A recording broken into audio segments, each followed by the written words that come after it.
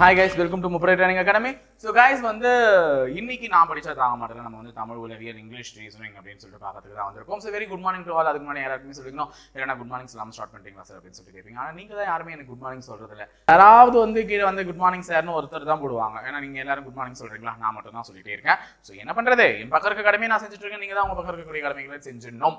Okay, இன்னைக்கு நான் படிச்சா தாங்க மாட்டல நிறைய விஷயத்தை கத்துக்க போறோம். சோ இதனுடைய செவ்வாய்க்கிழமை நம்ம ஒரு பாத்திரப்போல ஒரு வகுப்பு அந்த ரேஷியோ ப்ரொபோர்ஷன். சோ அதனுடைய தொடக்கமா தான் ஃபர்ஸ்ட் சம்மே கொடுத்திருக்கேன். சோ ஃபர்ஸ்ட் நம்ம மேக்ஸ்க்கு தான் போய்ட்டோம். ஓகேவா?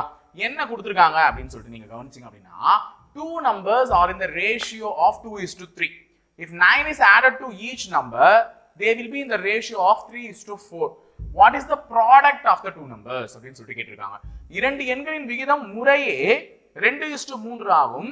இரண்டு எண்களுடனும் 9 கூட்டினால் விகிதம் 3:4 எனில் அந்த இரண்டு எண்களினுடைய பெருக்கற்பலனை காண்க அப்படின்னு சொல்லிட்டு சொல்றாங்க. அப்ப ரெண்டு நம்பர்னா நம்ம எதை வேணா எடுத்துக்கலாம். x/y 2:3 அப்படின்னு எடுத்துக்கிறோம். அந்த ரெண்டு நம்பருடைய எதை கூட்டுறாங்க? 9 கூட்டினா அந்த ரெண்டு நம்பரும் என்னன்னு மாறுதான்?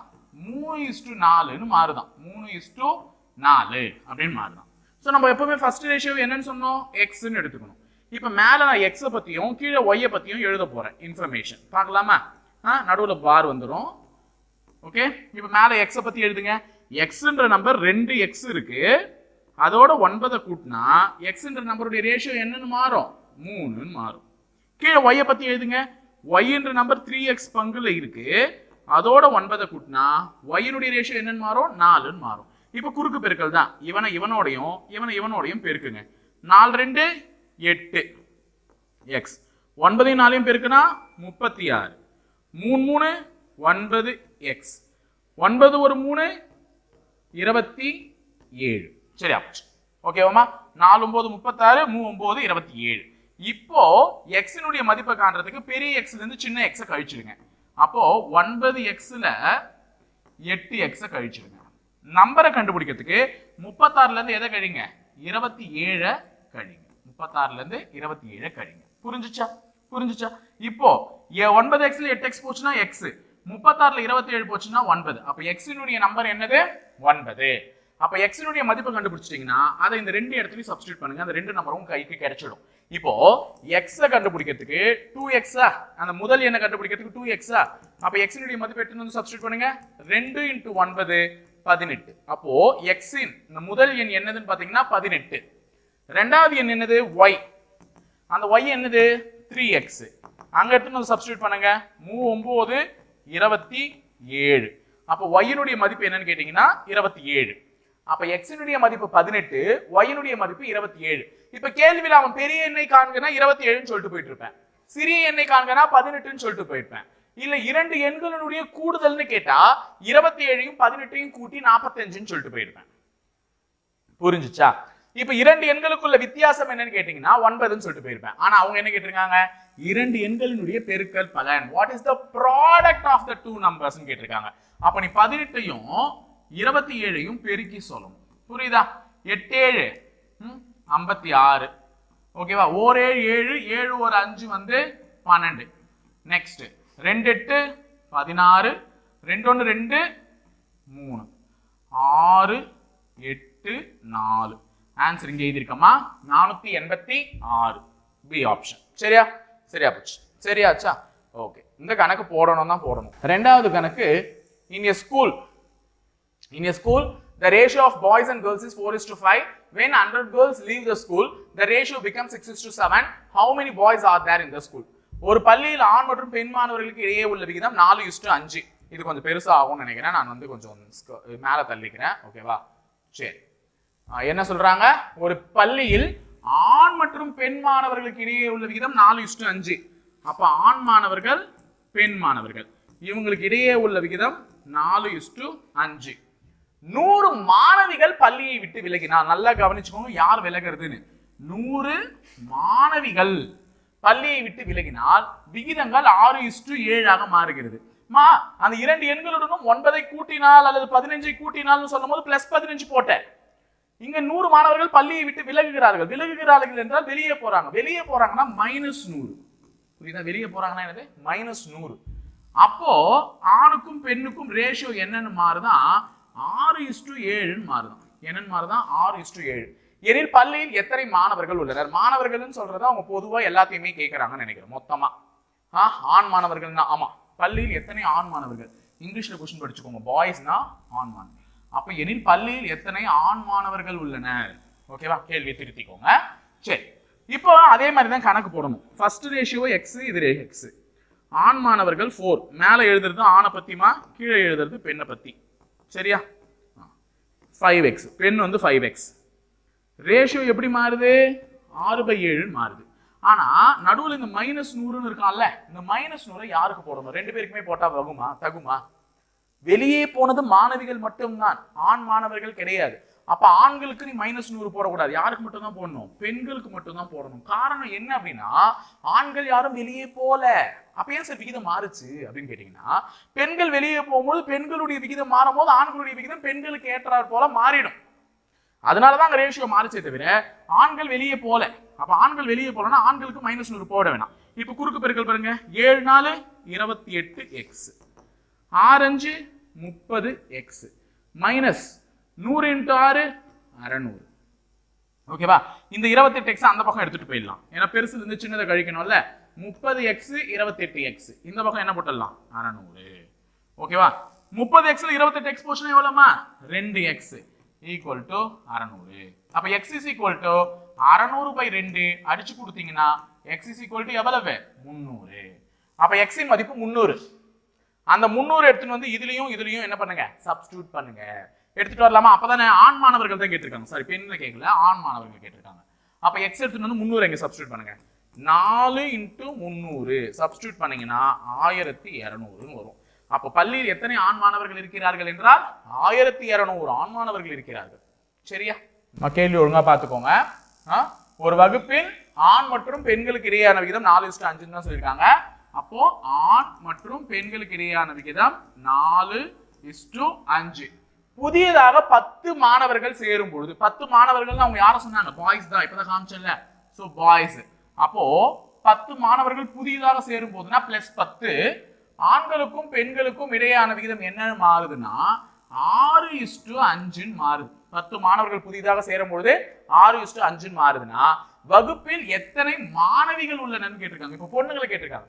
முன்ன பெண்கள் வெளியே போய் ஆண்கள் கேட்டாங்க. இப்ப ஆண்கள் உள்ள வந்து பெண்களை கேட்டிருக்காங்க. பார்க்கலாமா? இப்ப இது 4x, இது 5x. மேல ஆண்களை பத்தி எழுதுவோமா? ஆண்களை பத்தி மேல எழுதுறேன், ஆண்கள், கீழே எழுதுறது பெண்களை பத்தி. சோ 4x 10 புதுசா சேர்ந்தா ஆண்கள் எத்தனை? 6 பங்கு. 5x 10 புதுசா சேர்க்கலாமா? கூடாது. ஏன்னா சேர்ந்தது யாரு? பாய்ஸ்.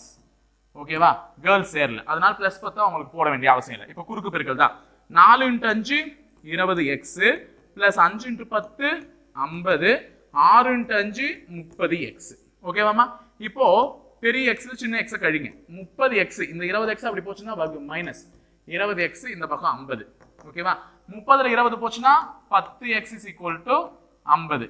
அப்போ x = 50/10 அடிச்சு கொடுத்தீங்கன்னா x இன் மதிப்பு என்னது? 5. x இன் மதிப்பு என்னது? 5. நம்மள கேக்குது பெண் மதிப்பு கேக்குறாங்க. பெண்கள் 5ஆ? அப்ப 5x-ஆ? 5 × 5 25.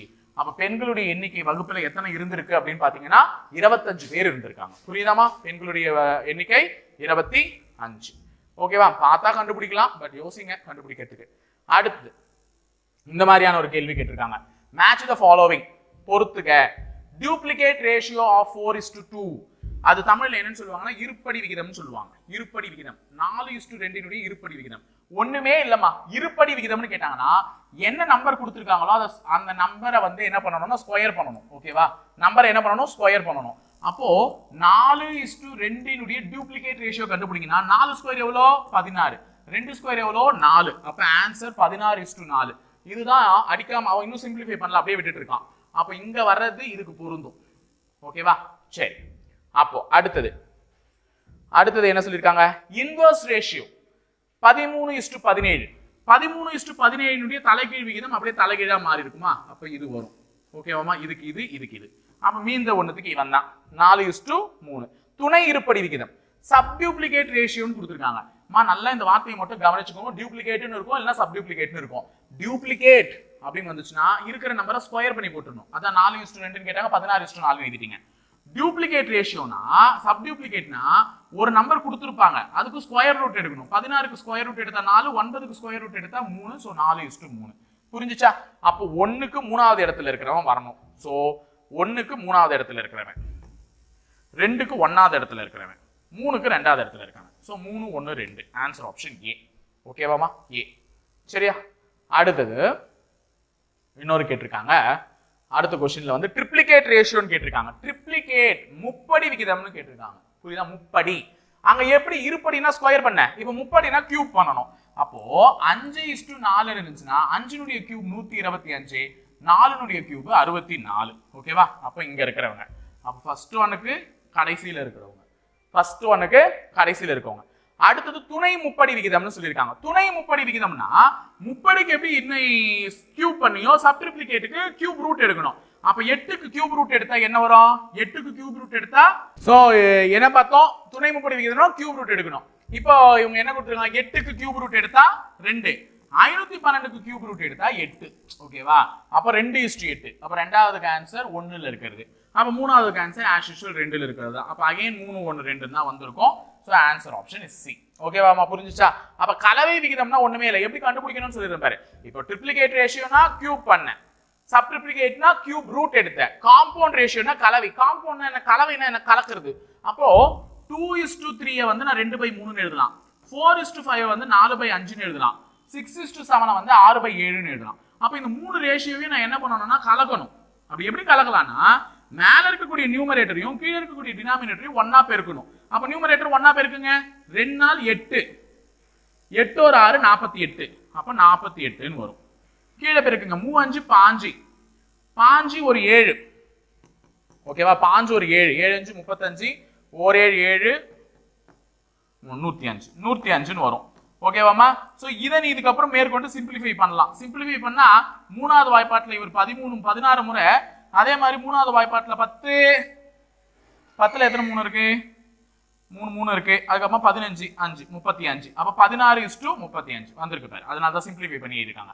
அப்ப கலவை விகிதம்னா ஒண்ணும் இல்ல, மேல இருக்கக்கூடிய நியூமரேட்டர் வேல்யூவையும் கீழே இருக்கக்கூடிய டினாமினேட்டர் வேல்யூ, அதாவது இந்த ரேஷியோவை தான் நான் 2/3 4/5 எழுதியிருக்கேன். அதாவது முதல் நம்பரை நியூமரேட்டர்லயும் ரெண்டாவது நம்பரை டினாமினேட்டர்லயும் போட்டிருக்கேன். சோ பெருக்கிட்டு மேல இருக்கக்கூடிய நியூமரேட்டர்ல ஒண்ணா பெருக்கணும், கீழே இருக்கக்கூடிய டினாமினேட்டர்ல ஒண்ணா பெருக்கணும். இப்படி பெருக்கி சொல்லிட்டீங்கனாலே ஆன்சர் ஓவர். புரிஞ்சுச்சா? சரி, அடுத்தது ஆறாவது கேள்வி. இந்த given numbers, ஓகேவா? இந்த given numbers first is changed with second, third is changed with fourth and so on, then which number is sixth form, right ன்னு சொல்லிட்டு கேட்டிருக்காங்க. அதாவது ஒரு எண் தொகுப்பு கொடுக்கப்பட்டிருக்கு. அந்த எண் தொகுப்பு என்னன்னா 9 8 7 6 5 4 3 2 1 0. 0ல இருந்து 9 தலைகீழா எழுதிருக்காங்கம்மா. இப்படி பண்ணிட்டு முதல் மற்றும் இரண்டாம் எண்களும் மூன்றாம் மற்றும் நான்காம் எண்களும் அது போலவே தொடர்ந்து மற்ற எண்களும் இடம் பெயர்கிறது எனில் வலதுபுறம் இருந்து ஆறாவது எண் என்னன்னு சொல்லிட்டு கேட்டிருக்காங்க. அதாவது இந்த ரெண்டு நம்பரை மாத்தி எழுத சொல்றாங்க, முதலும் இரண்டாவது நம்பரையும். அப்ப 8 9ன்னு எழுதணும். இந்த ரெண்டு நம்பரை மாத்தணும் 6 7, இந்த ரெண்டு நம்பரை மாத்தணும் 4 5, இந்த ரெண்டு நம்பரை மாத்தணும் 2 3, இந்த ரெண்டு நம்பரை மாத்தணும் 0 1. இப்படி மாத்திட்டீங்கன்னா வலது பக்கம் இருந்து ஆறாவது எண் என்னன்னு கேக்குறாங்க. இப்போ ஒரு எண் தொகுப்புல இது இடது பக்கம், ஒரு எண் தொகுப்புல இது வலது பக்கம், இது ரைட்டு அது லெஃப்ட். வலது பக்கம் தான் ஆறாவது எண் என்னன்னு கேக்குறாங்க. வலது பக்கம் வந்து 1வது எண் 2வது எண் 3வது எண் 4வது எண் 5வது எண் 6வது எண். அப்ப ஆறாவது எண் என்னது? 4. சோ ஆன்சர் வந்து 4. புரிஞ்சுச்சா? சரி, அடுத்தது ஏழாவது கேள்வி. இது ஒரு நல்ல கேள்வி. நான் ஆல்ரெடி ஷார்ட்ஸ் கூட போட்டிருக்கேன். இந்த கேள்வி டக்குன்னு நீங்களே சொல்லிடுவீங்க. When I was 4 years old, my brother was half of my age. நல்லா கவனிச்சுக்கோங்க. எனக்கு 4 வயசு இருக்கும்போது என் தம்பிக்கு எண்ணில் பாதி வயசு. ஓகேவா? எண்ணில் பாதி வயசு. Now I am 20 years old means what is my brother's age? இப்போ எனக்கு 20 வயசுனா என் பிரதருக்கு என்ன வயசு அப்படின்னு சொல்லிட்டு கேட்கறாங்க. உடனே 10, அந்த 10 7 இருந்துச்சுன்னா போய் மொத்து இப்படிதான் போயிட்டு விழுந்துடுறது. புரியுதா? ஆனா 10 சரியான தவறு. எனக்கு 4 வயது இருக்கும்போது என் தம்பிக்கு எண்ணில் பாதி வயது. அப்ப இவனுக்கு 4 வயசு இருக்கும்போது அவங்க தம்பிக்கு பாதி வயசுனா எவ்வளவு வயசு? 2. ஓகேவா? தற்போது எனக்கு 20 வயது எனில் என் தம்பியின் வயது என்னன்னு கேட்டா அப்படியே பாதியேவா இருக்கும். ஏன் அந்த தம்பிக்கு வந்து வயசே ஏறாத? அப்படியே பாதி வயசுலயே மெயின்டைன் பண்ணி வருவாங்க. நல்லா கவனிச்சுங்க, இந்த வார்த்தைகள்லாம் தான் உன்னை குழப்பறதுக்கான வார்த்தைகள். இப்போ 4 வயசு இருக்கும் போது இவனுக்கு பாதி வயசுனா 2 வயசு. அப்ப இவங்க 2 பேருக்கும் உள்ள ஏஜ் டிஃபரன்ஸ் என்ன? 2. 2ன்றதுதான் அவர்களுடைய வயது வித்தியாசம். எத்தனை வருஷம் ஆனாலும் அந்த 2ன்ற வயது வித்தியாசம் தான் தொடரும். புரியுதா? எப்பவுமே பாதியே இருக்காது. இப்ப அடுத்த வயசு ஆகும் போது இவனுக்கு 5 வயசு ஆயிடும், இவனுக்கு 3 வயசு ஆயிடும், 2 வயசு டிஃபரன்ஸ். அதுக்கு அடுத்த வருஷம் இவனுக்கு 6 வயசு ஆயிடும், இவனுக்கு 4 வயசு ஆயிடும், 2 வயசு டிஃபரன்ஸ். இப்படி 2 வயசு டிஃபரன்ஸ் தான் இருக்குமே தவிர பாதி வயசு 6ல பாதி 3 நான் சொல்றேன் இல்ல. அப்போ இவனுக்கு 20 வயசு இருக்கும் போது இவனுக்கு 18 வயசு தான் இருந்திருக்கணும். So answer option D. புரியுதா? 2 வயசு வித்தியாசம். அங்க போயிட்டு பாதி வயசுன்னு சொல்லிடாதீங்க, தப்பு. நல்லா கவனிச்சு பண்ணணும் ஒரு கொஸ்டினும், சும்மா கிடையாது. அடுத்தது 8வது கொஸ்டின், எத்தனை முக்கோணங்கள் உள்ளன அப்படின்னு சொல்லிட்டு கேள்வி கேட்டிருக்காங்க. how many triangles are there in the following figure? நான் ஆல்ரெடி சொல்லிட்டேன், இந்த மாதிரி ஒரு கட்டம் கொடுத்திருந்தா அந்த கட்டத்துல எத்தனை முக்கோணம் உருவாகும்? 8 உருவாகும். அப்ப இதுல ஒரு 8 முக்கோணம், இதுல ஒரு 8 முக்கோணம், இதுல ஒரு 8 முக்கோணம், இதுல ஒரு 8 முக்கோணம், ஆக மொத்தம் எத்தனை முக்கோணம்? 4 8 32 முக்கோணம். அந்த 32 முக்கோணத்தை டக்கு டக்கு டக்கு டக்குன்னு கண்டுபிடிச்சிருவீங்க. நான் அதே மாதிரி நிறைய டைம் எடுத்துக்கோங்கம்மா, பொறுமையா கண்டுபிடிங்க. 32 33 34 35 36 37 38 38 முக்கோணத்தை கண்ணில் காமிச்சிட்டேன். புரியுதா? அந்த மலை மாதிரி வர்றதெல்லாம். சரிங்க சார், வேற என்ன சார் 38 ஆப்ஷன்ல இருக்குது போட்டுடலாமா? கூடாது, இன்னமும் நிறைய ஆப்ஷன்ஸ் இருக்குல்ல, பாருங்க வரும். இங்க இருக்க ஒரு முக்கோணம் 39வது முக்கோணத்தை கண்ணில் காமிச்சிட்டேன். அடுத்தது ஆப்போசிட்ல 40வது முக்கோணம் ஆப்ஷன்ல இருக்கு சார். ஓடு தப்பு. இது மட்டுமா இருக்கு சார்? என்னங்க சார் சொல்றீங்க, இன்னுமா இருக்குன்னா? ஆமா,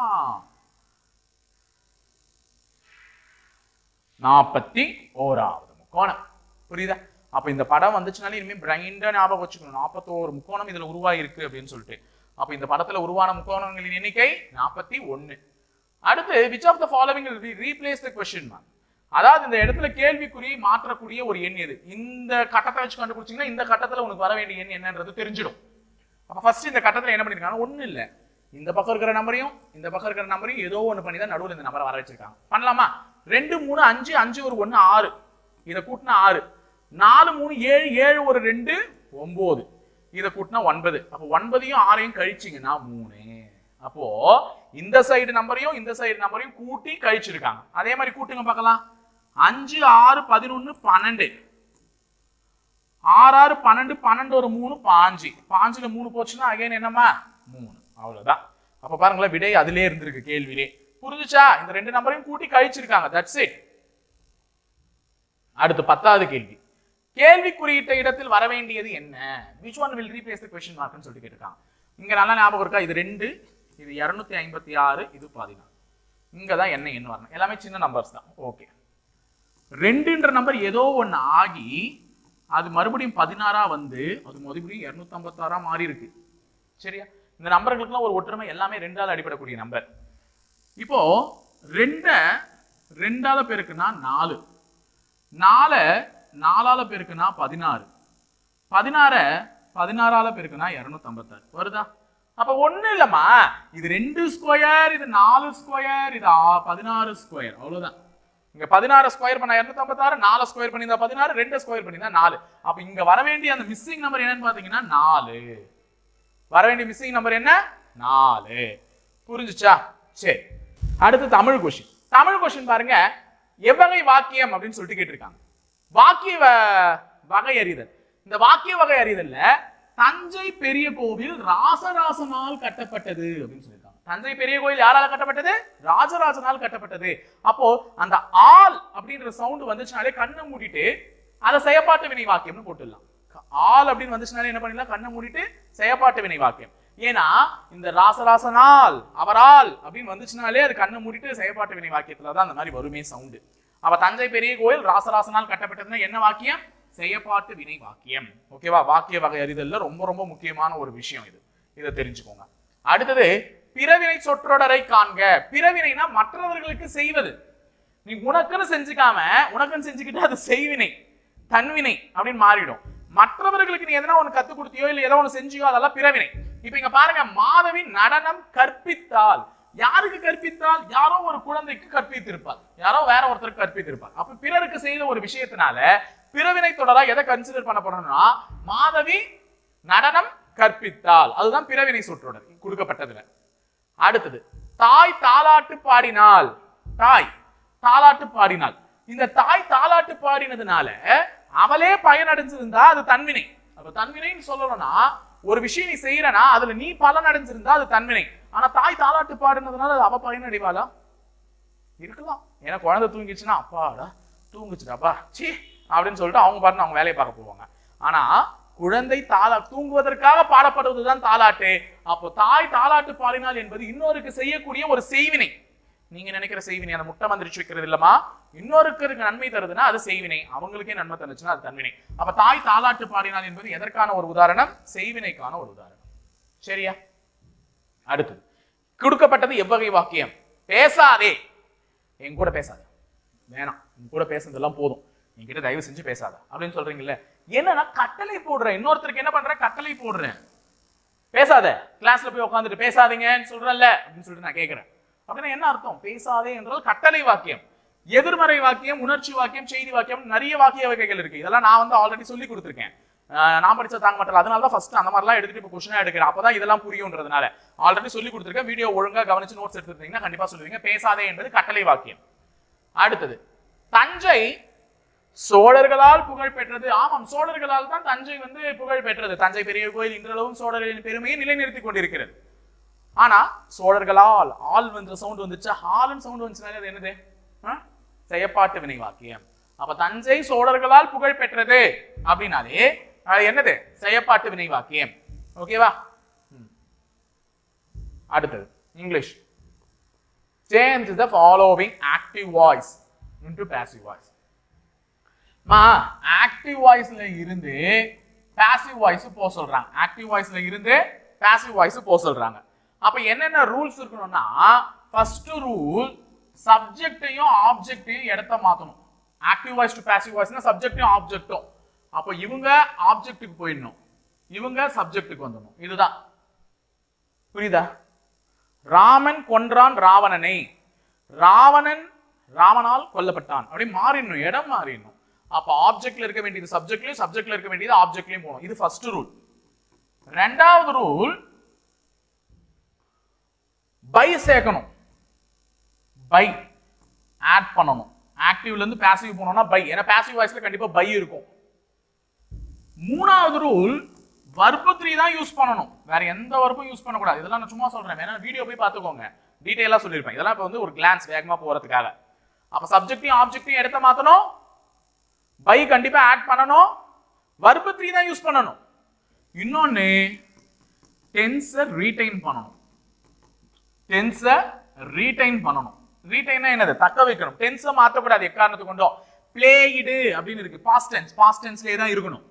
எக்காரணத்து கொண்டும் பாஸ்ட் டென்ஸை மாத்தி எழுதக்கூடாது. இதெல்லாம் rules to be followed while you are changing the active voice into passive voice. எப்போது நீ ஆக்டிவ் வாய்ஸ்ல இருந்து பாசிவ் வாய்ஸ் போறியோ அப்ப தயவு செஞ்சு இந்த 4 ரூல்ஸையும் ஃபாலோ பண்ணிக்கோ அப்படின்னு நானும் சொல்றேன். எனக்கு முன்னாடி மூதாதையர்களும் சொன்னாங்க இங்கிலீஷ்க்குன்னா அப்படிதான்.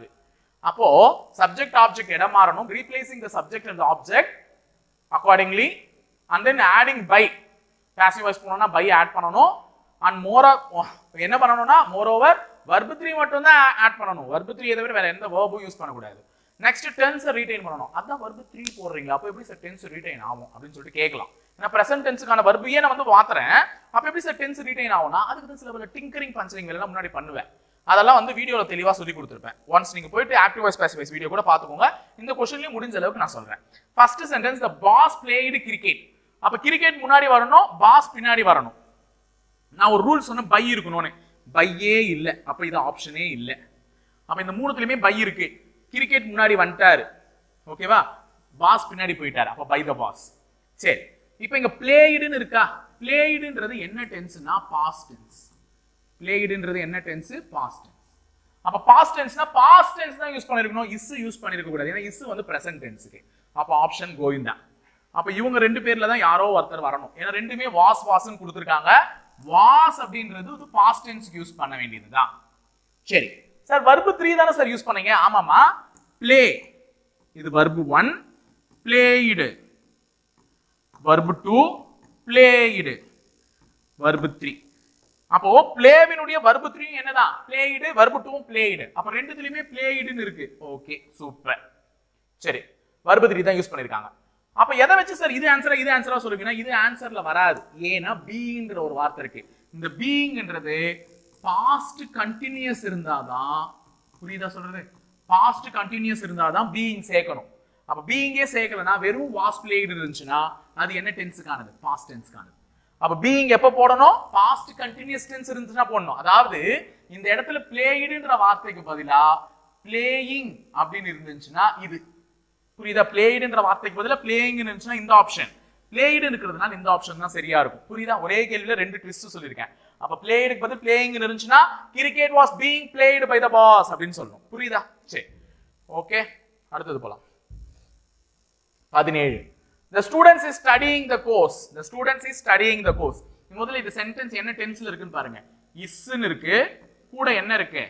studying. ஓகேவா? அப்ப ஸ்டடிங்ன்றது கண்டினியூஸ், ஏன்னா ing இருக்கு. isன்றது வந்து என்னன்னு பாத்தீங்கன்னா பிரசன்ட்.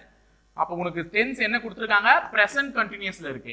அப்ப பிரசன்ட் கண்டினியூஸ் வரணும்னா கண்டிப்பா beingன்னு வரணும். beingன்னு வரணும், அதே isன்ற வார்த்தை தான் வரணும். அப்ப is being, அப்ப இவன் தான் ஆப்ஷன். இங்கேயும் being இருக்கு, ஆனா முன்னாடி என்ன இருக்கு? was இருக்கு. wasனாலே pastன்னு வந்துரும். அப்ப இவன் வர மாட்டான். மத்தபடி இதுல எவனும் வர மாட்டான். இங்க பாருங்க verb 3 தான் யூஸ் பண்ணிருக்காங்க, studied. ஓகேவா? ஏன்னா ஸ்டடியினுடைய வர்பே வந்து studied.